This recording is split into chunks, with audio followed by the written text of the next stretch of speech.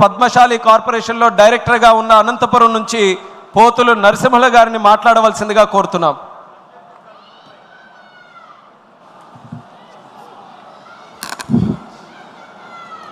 తెలుగువారి పండుగ, తెలుగు జాతి పండుగ అయినటువంటి మహానాడు కార్యక్రమంలో భాగస్వామ్యమైన ప్రతి ఒక్కరికి కూడా కృతజ్ఞతలు తెలియజేసుకుంటూ వేదిక మీద ఉన్నటువంటి నా ఆరాధ్య దైవం అన్నగారు నారా చంద్రబాబు నాయుడు గారు నాకు ఆదర్శప్రాయుడు, ఆదర్శ నాయకుడు, అతని అడుగులో అడుగేస్తూ ముందుకు సాగాలనేటువంటి ఆకాంక్షతో ఉన్నటువంటి పెద్దలు నారా లోకేష్ అన్న గారు, వేదిక మీద ఉన్నటువంటి పెద్దలందరికీ కూడా ధన్యవాదాలు తెలియజేస్తూ ఒక సామాన్యమైనటువంటి కార్యకర్త నేను ఈరోజు ఒక బీసీ బిడ్డగా ఈ మహానాడు వేదిక మీద నాకు ఈ అవకాశం ఇచ్చినందుకు ప్రతి ఒక్కరికి కృతజ్ఞతలు తెలియజేసుకుంటూ ధన్యవాదాలు తెలియజేస్తున్నా.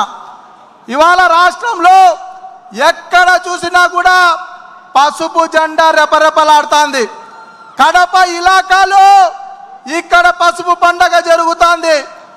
రేపు లేక ఎల్లుండి భారీ బహిరంగ సభకు రాష్ట్రం నలుమూలల నుండి లక్షలాది మంది తెలుగుదేశం పార్టీ కార్యకర్తలు కడపలో కదం తొక్కబోతున్నారు. ఇవాళ తెలుగువాడి పండుగైనటువంటి మహానాడు కార్యక్రమంలో తెలుగుదేశం పార్టీ గత 42 సంవత్సరాలుగా అనేకమైనటువంటి సేవలు చేసింది. తెలుగుదేశం పార్టీలో ఉన్నటువంటి కార్యకర్తలకు, అదేవిధంగా ఆంధ్ర రాష్ట్ర ప్రజానికానికి. ఇవాళ పేదవాడికి ఇల్లు కావాలన్నా ఇచ్చింది తెలుగుదేశం పార్టీ. పేదవాడి ఆకలికి బాధలు తీర్చాలన్నా అన్నమో రామచంద్ర అన్న రోజుల నుండి ఇదిగో అన్న క్యాంటీన్లు అనేటువంటి పద్ధతుల్లో పేదవాడికి సర్వస్వము కూడా అనునిత్యము కష్టపడుతున్నటువంటి పార్టీ తెలుగుదేశం పార్టీ. ఈ తెలుగుదేశం పార్టీలో ఒక సభ్యుడిగా నేను ఉన్నందుకు చాలా గర్వపడుతున్నా. ఈరోజు మా పద్మశాలి కులస్తులే కాకోకుండా ఈ రాష్ట్రంలో యావత్ చేనేత కార్మికులందరూ కూడా తెలుగుదేశం పార్టీకి మరి కృతజ్ఞతలు తెలియజేస్తున్నారు. ఎందుకంటే మరి చేనేత రంగం మీద ఆధారపడినటువంటి కుటుంబాలు ఈరోజు చేనేతతో మగ్గం నేస్తున్నటువంటి వాళ్ళకి 200 యూనిట్లు ఉచితంగా కరెంట్ ఇచ్చాడు మహానుభావుడు మా నారా చంద్రబాబు నాయుడు సారు. అదేవిధంగా 500 యూనిట్లు పవర్ లూమ్స్కు ఫ్రీగా ఉచితంగా ఇచ్చారు. ఇలా చేనేత రంగాన్ని మరి మమ్మల్ని ఆదుకుంటున్నటువంటి తెలుగుదేశం పార్టీకి ఎప్పుడు కూడా మేము కృతజ్ఞతగా ఉంటాం. ఈరోజు చాలా వరకు నేను 20 సంవత్సరాల కిందట ఒక మాట నా చెవిలో వినపడేది, కంప్యూటర్ ఒకటి ఉందంట, ఆ కంప్యూటర్ కూడు పెడుతుందా అనేటువంటి మహానుభావులు ఎందరినో చూశాను నేను.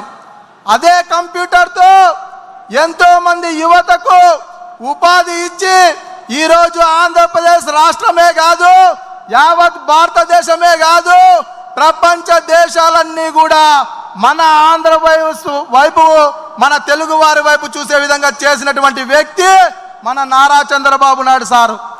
అటువంటి ఇన్ఫర్మేషన్ టెక్నాలజీ రంగాన్ని ఈరోజు తండ్రికి తగ్గ తనయుడుగా మన నారా లోకేష్ అన్న గారు వాట్సాప్ గవర్నెన్స్, ప్రజలకు ప్రభుత్వ సేవలను ఇన్ఫర్మేషన్ టెక్నాలజీ ద్వారా అందించాలనేటువంటి సంకల్పంతో మన మిత్ర అనేటువంటి యాప్ను కూడా తీసుకొని రావడం జరిగింది. ఈ యాప్ ద్వారా ఆంధ్ర రాష్ట్రంలో ఉన్న ప్రజలందరూ కూడా మరి గతంలో మనకు ఒక రేషన్ కార్డు కావాలన్నా, మనకు ఒక ఓటర్ కార్డు కావాలన్నా, కరెంటు బిల్లు కట్టాలన్నా, తిరుమల తిరుపతి వెంకటేశ్వర స్వామి దర్శనంలో స్లాట్ బుక్ చేయాలన్నా అందరము కూడా మనం ఎక్కడికెక్కడికో పోయేటువంటి వాళ్ళం. ఈరోజు ఎక్కువ మంది స్మార్ట్ ఫోన్లు వాడుతున్నారు, ఎక్కువ శాతం వాడుతుండేది కూడా వాట్సాపే. అందుకనే అధునాతనమైనటువంటి టెక్నాలజీని ఉపయోగించుకొని ఇన్ఫర్మేషన్ టెక్నాలజీని అనుసంధానం చేసి వాట్సాప్లోనే అన్ని సేవలు కూడా పొందేందుకు తీసుకొని వచ్చినటువంటి ఈ మన మిత్ర వాట్సాప్ యాప్ ద్వారా ప్రజలకు ఎంతో మేలు చేస్తుందని చెప్పి ఈ యొక్క తీర్మానాన్ని ఇక్కడ కూర్చున్నటువంటి వాళ్ళందరూ కూడా ఆమోదింపజేయాలని చెప్పేసి నేను కోరుతున్నా. అంతేకాకుండా ఈ రాష్ట్రంలో నాకు పర్సనల్గా మా తండ్రి గారు ఎప్పుడూ కూడా, ఎందుకంటే చంద్రబాబు నాయుడు గారికి వీరాభిమాని మా నాన్నగారు.